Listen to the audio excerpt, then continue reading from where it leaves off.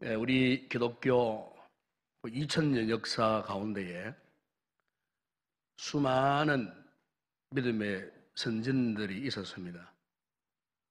그분들 가운데에 가장 극적으로 예수를 믿는 사람이 있다면 바로 그 오늘 본문에 나오는 이 바울을 빼놓을 수가 없습니다.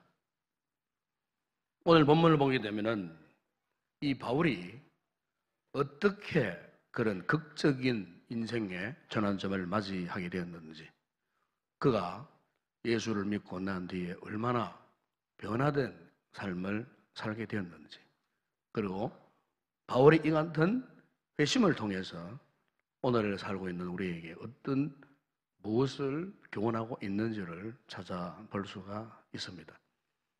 오늘 본문을 보시면 이 바울은 예수님을 만나기 이전에는 아주 독실한 유대교 신자였습니다.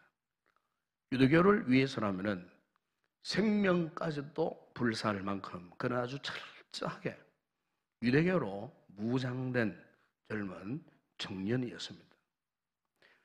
당시 유대교 신자들은 한결같이 여호와 하나님에 대한 절대적인 신앙을 갖고 있었습니다. 바로 그 여호와 하나님께서 메시아를 보내주실 것이다. 그래서 예수님 당시에 뿐만 아니고 바울 시대에도 유대인들은 메시아를 대망하는 사상이 아주 뜨거웠습니다. 그들은 오직 여호와 하나님과 하나님 주신 그 율법의 말씀 외에는 다른 것이 필요 없었습니다.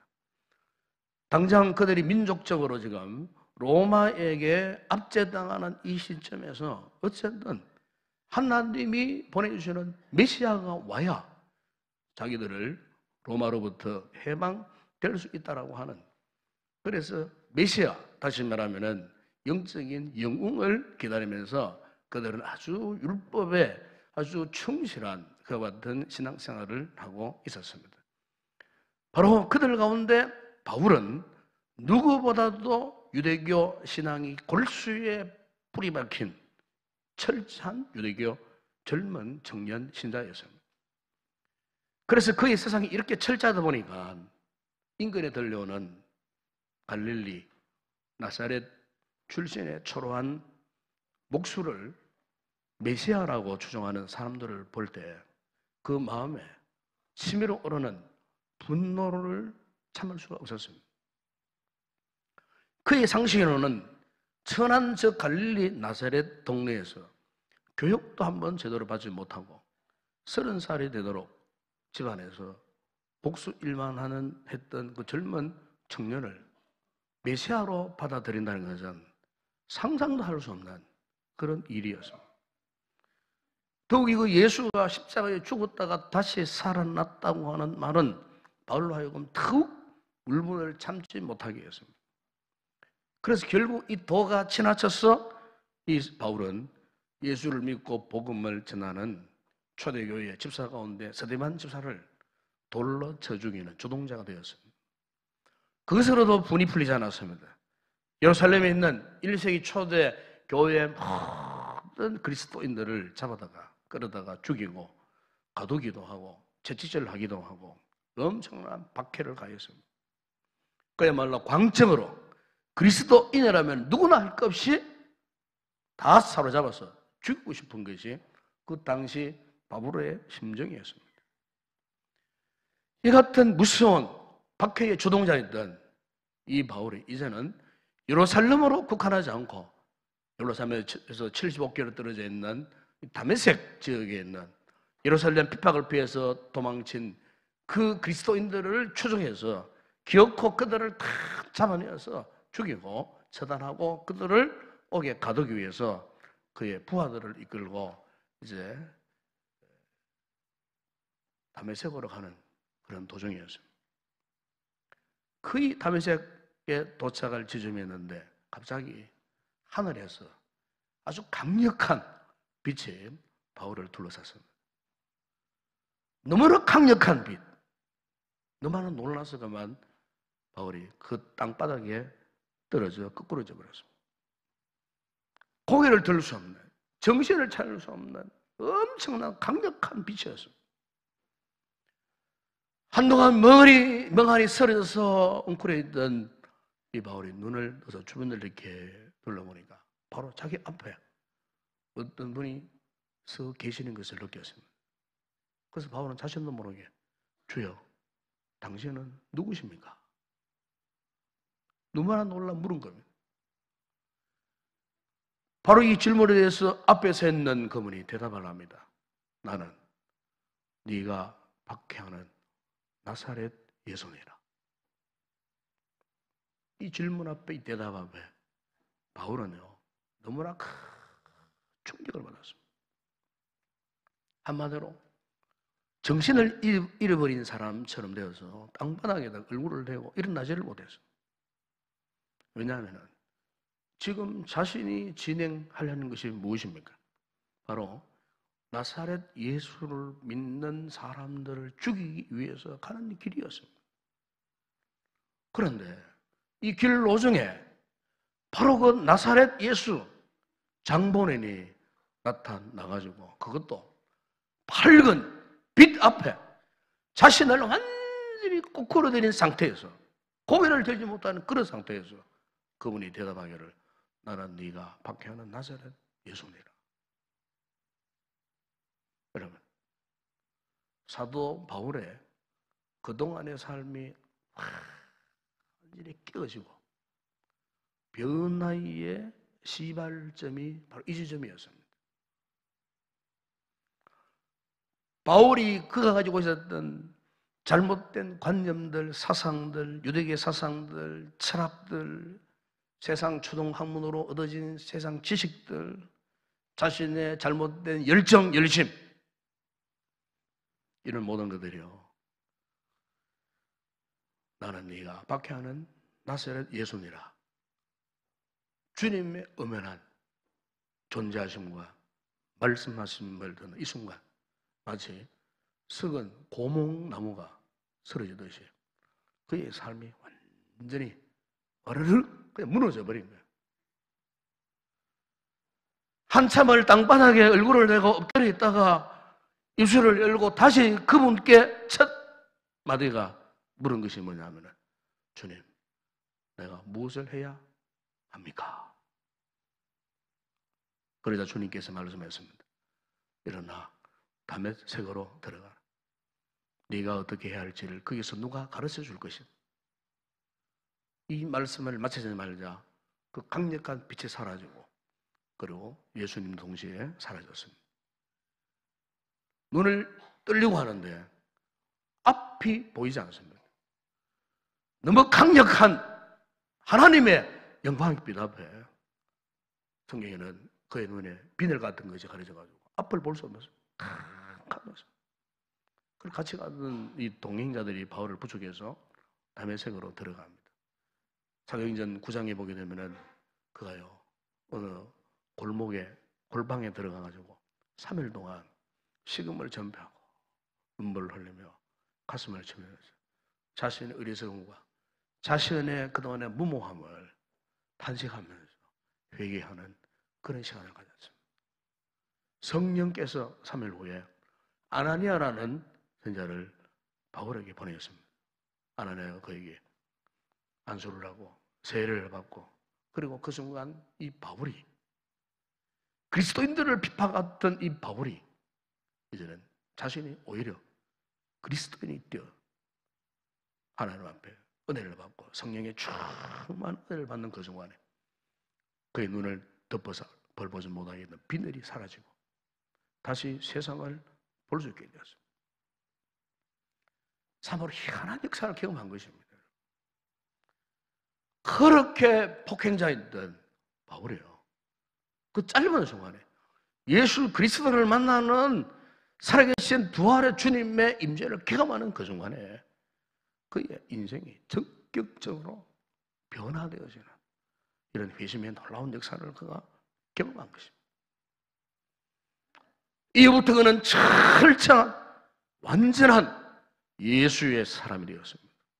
그때부터 바울은 그의 전 생애를 복음을 위해서, 선교를 위해서, 그의 젊음을 불사르고 일평생도록 복음을 위해서 헌신하는 사도가 된 것을 우리는 볼 수가 있습니다.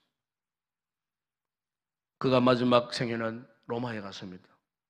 1차, 2차, 3차 전도여행을 하고 마지막 로마에 가서 로마에서만 해도 2번이나 옥중 생활을 했어요.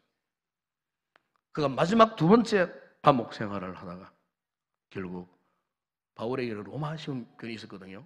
당시 로마 시민권을 가진 사람에게는 다른 사형 방법을 하지 않습니다. 그냥 순간적으로 죽을 수 있는 참수형을 합니다. 결국 사도 바울도 로마 시민권을 가진 자로서 로마 옥중에서 참수형을 당합니다. 깨끗한 죽음을 당했다 그 말입니다. 바울은 기독교 역사에 이처럼 유례 없는 극적으로 예수를 만난 사람이었고 그가 일평생도록 선교사로 신학자로 그리고 성경 가운데 13권을 성령의 감동으로 기록하는 하나님의 거룩한 종이 되고 오늘날 세계의 모든 교회에 기초를 닦는 그런 선교적 역할을 감당했던 하나님의 사람이 되었습니다. 미국이나 이스라엘에 가면은 이 바울 이름을 가진 사람이 많습니다. 그래서 이 바울을 영어로서는 폴이라 그럽니다. 폴렘, 폴, 틸리 뭐 이렇게. 왜냐하면은 이 기독교 이 복음의 바탕이 된 그 나라에서는요, 신앙이 독실한 이 부모들은요, 자신이 낳은 아들이 자식이 이 바울 같은 자녀가 되기를 원했어요. 바울이 얼마나 유명했으면은 바울을 얼마나 영광스러운 성의 인물로 소망했으면은 부모들이 일찍이 자식을 놓으면은 모두 다가 이렇게 바울 이름을 따서 폴이라고 그렇게 이름을 부르는 예들이 굉장히 많았습니다. 바로 이 같은 오늘 바울의 삶을 통해서 우리는 2가지 중요한 교훈을 우리가 배울 수가 있는데 먼저 우리 하나는 뭐냐면은 아무리 악한 사람일지라도 하나님께서는 능히 구원하실 수가 있다는 겁니다. 사실 여러분 바울처럼 난폭하고 바울처럼 무서운 사람, 악한 사람이 또 어디 있겠습니까? 여러분? 스데반을 돌로 죽인 살인자예요. 무고한 남녀노소를 잡아다가 감옥에 끌어놓고 적치질하는 무자비한 사람이었어요. 그래서 바울 사도도 디모데전서 1장 13절에서 이런 고백을 했어요. 내가 전에는 비방자요, 박해자요, 포행자였으나. 그래서 자신을 이끌어서 비방자였고, 박해자였고, 폭행자, 사람을 죽이는 살인자였다고. 자신이 예수 믿기 전에는 예수를 보고 함부로 욕하고 모욕하던 비방자, 박해자 수천 명을 괴롭혔던 폭행자, 살인까지 저지른 사람. 그래서 바울은 디모데전서 1장 15절에서 이런 고백을 했어요. 나는 죄인 중에 내가 괴수니라. 그래서 죄인 중에 내가 괴수도 하는 말은 죄인 중에 자신의 두목이었다 그 말입니다. 우두머리였다는 겁니다. 최고로 무서운 죄인이었다 그 말이에요. 그러니까 여러분 그 당시에 주변 사람들 바울을 잘 알고 있던 이 주변 사람들은요 이 바울이라는 인물이 너무나 잘 알고 있었기 때문에 바울이라고 하는 인간이 예수를 믿을 거라고는 그 누구도 상상하지 못한 거예요.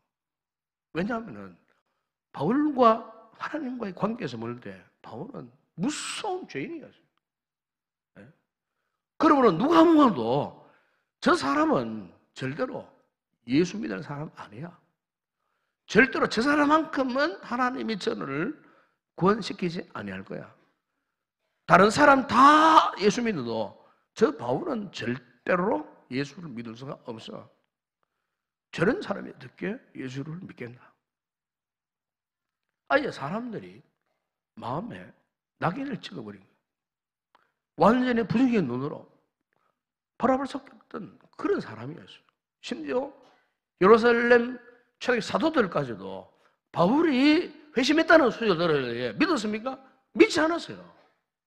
얼마 전만 하더라도 기독교를 잔해하려고 했던 폭행자인데, 무슨 살인자인데, 그 살인자가 다메섹이가 가다가 도중에서 회심했다는 소식을 들었을 때에 예루살렘에 있는 베드로를 위시한 야고보 여러 사도들이 그 사실을 믿지 않았어요. 불신을 했어요. 왜냐하면 워낙 악랄한 인간이었기 때문에 그런 인간이 어떻게 예수를 믿을 수가 있었겠나. 도저히 믿을 수가 없었다는 것입니다. 여러분, 과거에 우리나라에 일어났던 여러 가지 흉폭한 사건들이 많아서요. 최근에도 그런 사건들이 많이 일어나지만은, 여러분 아시겠지만 63년도에 잘 아시는 고지봉 사건, 자기 군 부대의 상관 가족 5명을, 일가족 5명을 갖다가 도끼로 그냥 찍어서 사람을 죽여버린 참 무시무시한 사건이었습니다.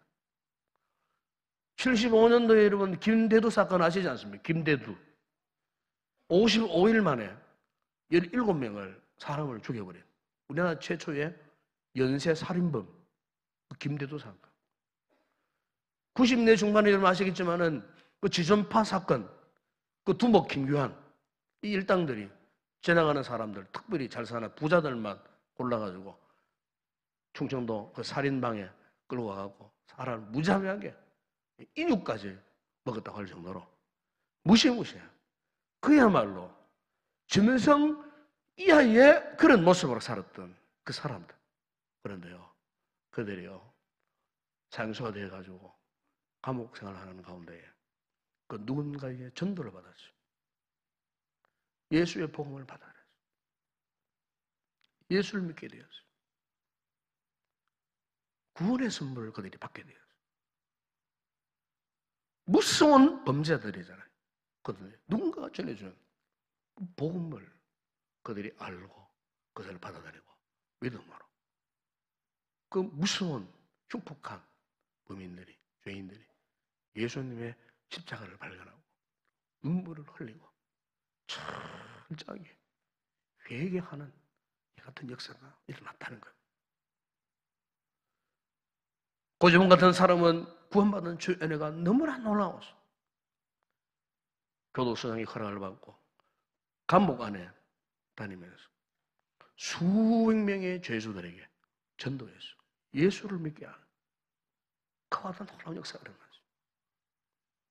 김기한 씨 같은 사람은 자신이 그 살인당을 예배당으로 세워달라고 마지막 윤을 남기고 찬송가 305장 나 같은 죄인 살리신 주 은혜 놀라워 이 찬양을 부르고 마지막 숨을 거두는 그때까지 철저히 회개하고 희생된 분들에게 사죄하고 눈물로 사죄하면서 찬송을 부르면서 부르신 하나님의 은혜를 기뻐하면서 형장에서 평안히 숨졌다고 합니다. 바로 그 살인방 그 위에 지금 하나님의 교회가 세워져서 그 지역을 복음하는 일에 쓰임받고 있다는 이야기를 듣고 있습니다. 여러분 보십시오. 지옥을 가더라도 가장 맨 밑바닥을 가야 하는 그런 악한 사람들이 어떻게 예수 믿고 구원받을 수가 있었겠습니까? 아니 하나님께서 왜 이 같은 악한 인간들까지도 이렇게 구원하셨다느냐? 상식적으로 정상적인 사람들이 아무리 생각을 해봐도 어떻게 저들이 예수 믿고 구원을 받을 수 있겠는가? 여러분 우리가 흔히 전도할 때 이런 생각을 많이 할 때가 있죠. 저 사람은 절대로 전도가 안 될 거예요. 저 사람은 절대로 예수 믿지 않을 거예요. 저런 인간은 하나님도 미워하실 거예요. 절대로 저런 사람에게는 전도할 수 없어요.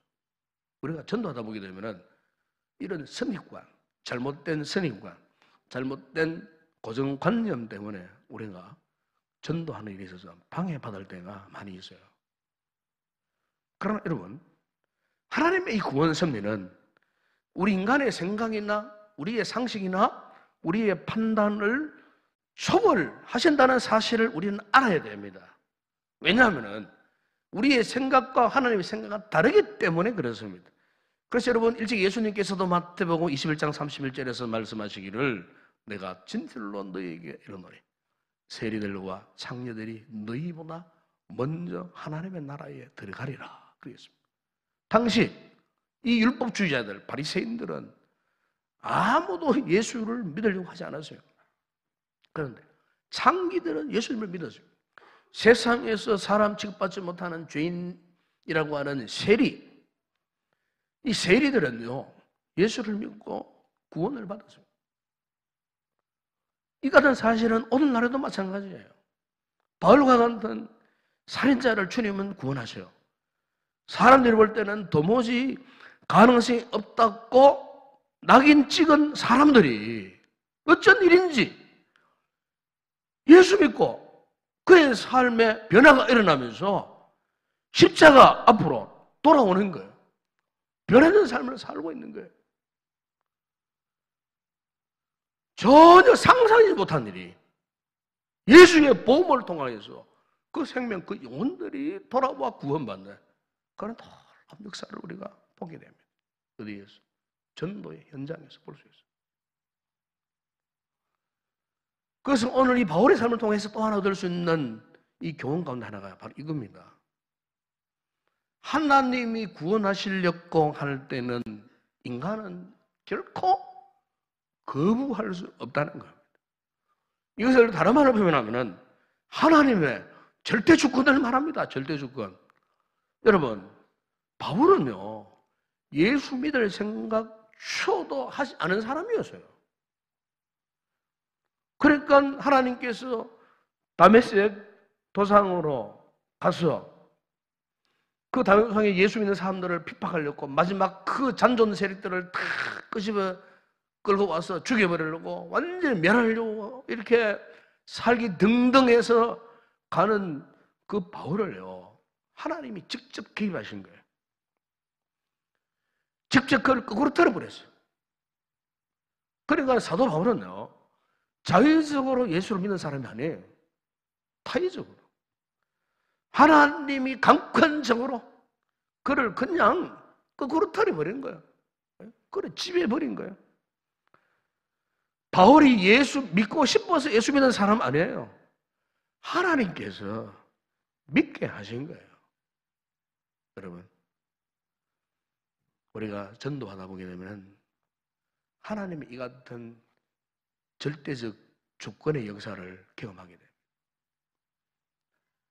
도저히 전도가 불가능하다, 안 한다, 저 사람은 예수 믿지 않을 거냐 하는 이 사람이 하나님이 직접 전도자를 통하여 절대적인 주권으로 그 삶을 변화시켜버리는, 죽기로 돌아오도록 강권하시는 그와 같은 모습을 볼 수가 있어요.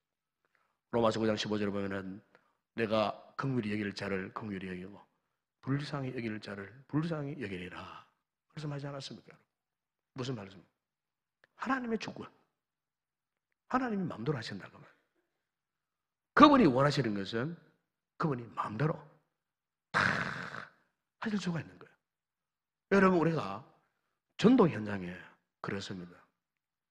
아무리 악한 사람일지라도 하나님께서요 구원하시겠다고 생각하시면요 하나님은 강권한 방법을 써서라도 그 영혼, 그 생명을 반드시 이끌어냅니다. 구원받게 하시는 분입니다. 그렇기 때문에 하나님이 구원하시면은 절대로 실패가 없어요.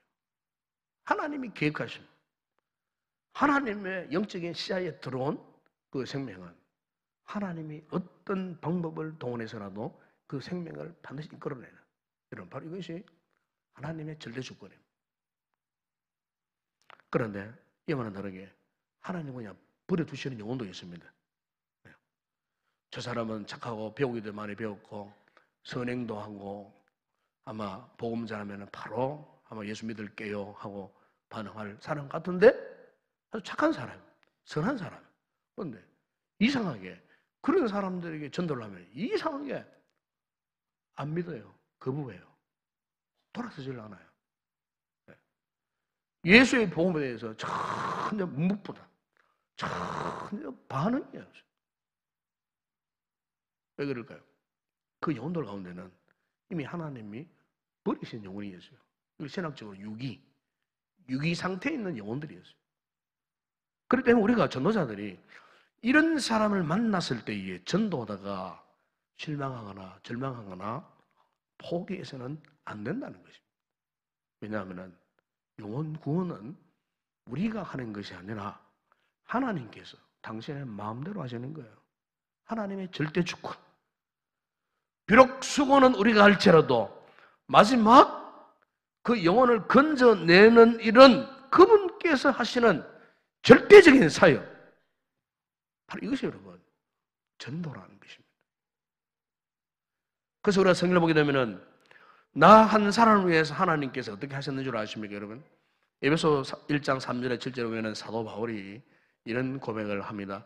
찬송하리로다 하나님 곧 우리 주 예수 그리스도의 아버지께서 그리스도 안에서 하늘에 속한 모든 신령한 복을 우리에게 주시되 4절에 보면 이런 말씀이죠. 4절에 곧 창세전에 그리스도 안에서 우리를 여러분 창세전에 오늘 우리가 예수 믿고 구원받고 이 거룩한 예배의 자리에 오기까지 이미 하나님께서 어떤 작업을 하셨느냐. 창세전에 무슨 말이에요? 이 세상을 지으시기 이전에 이미 하나님께서 그리스도 안에서 우리를 어떻게 했다고요? 택하였습니다. 택하셨어요. 그리고 5절에 보면은 그 기쁘신 뜻대로 누구의 뜻대로? 하나님의 뜻대로 우리 어떻게 했다고요? 우리를 예정하셨습니다. 예정.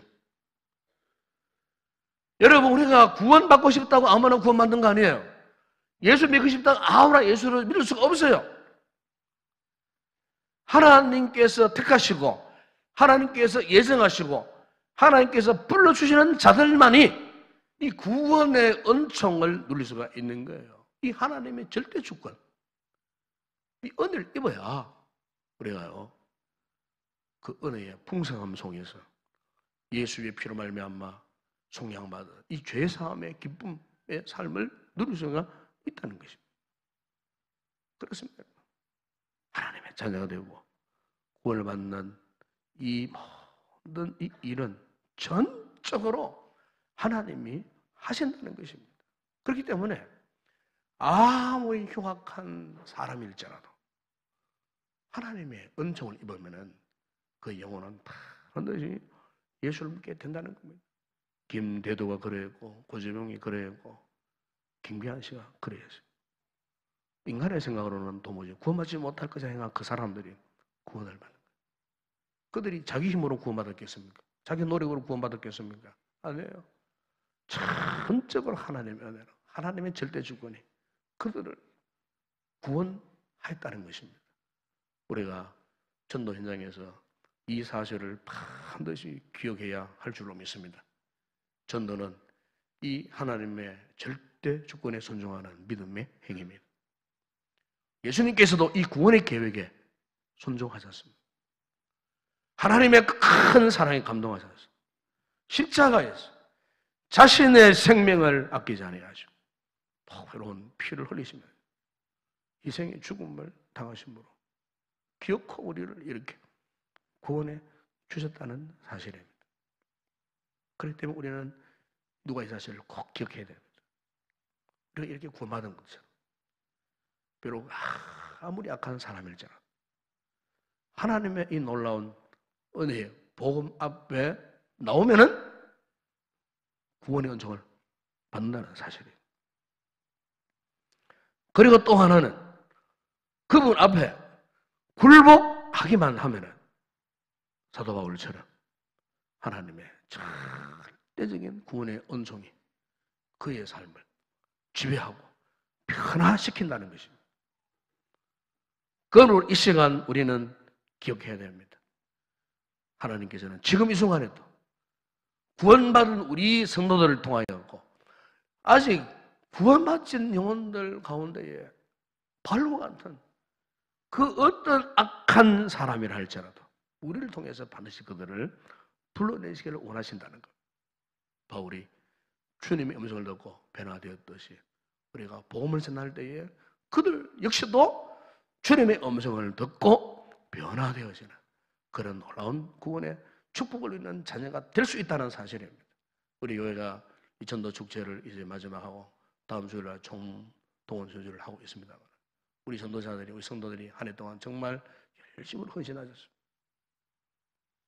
이미 우리가 전하는 복음을 통해 갖고 이미 우리 교회에 수십 명의 성도들이 결단하고 결심하고 오늘 사도 수료식에 참여, 이 성도들 가운데 그런 분들이 있지 않습니까?